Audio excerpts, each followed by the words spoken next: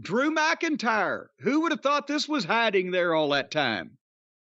Was he just an unhappy babyface and wanted to get all this venom out of his system? I guess so, but to go back to the previous thing, what do you think they're going to do with Triple H and The Rock? Oh, I'm sorry. I glossed over that. You know, they can't have a match, obviously. You mentioned Triple H's heart problems, but again, The Rock can talk like crazy. And, whatever we think, he's a big star and now he's a heel. And Triple H, they wouldn't believe, the fans wouldn't believe Nick Aldis or Adam Pearce or anybody else standing up to The Rock verbally or trying to put his foot down in a power struggle.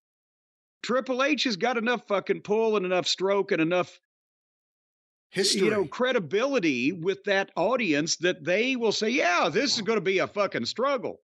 And just the idea all these years later that Triple H and The Rock, after the Attitude Era and everything, that these two would have a problem, it works. You believe it. So, the personalities are what's important here. They don't have to fight. And, again,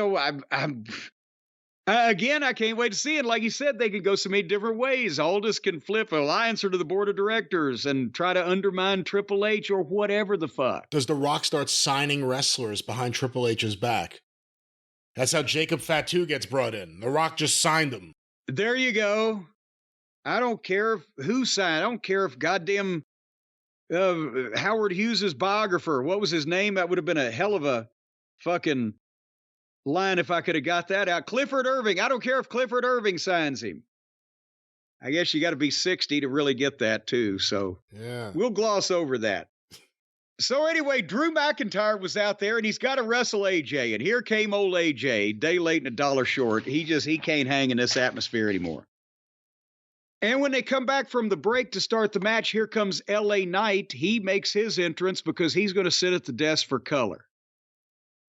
And so they ring the bell for this thing, and they're 22 minutes into the show. And it's match number 1. And they go a little under 3 minutes, and they go out to the floor, and Drew throws AJ over the rail into the fucking sound pit to the break. And when they come back, they go a few minutes, and it's back and forth. And finally, they go to the floor in front of the announce desk, and as AJ takes a bump, LA Knight pours water on him.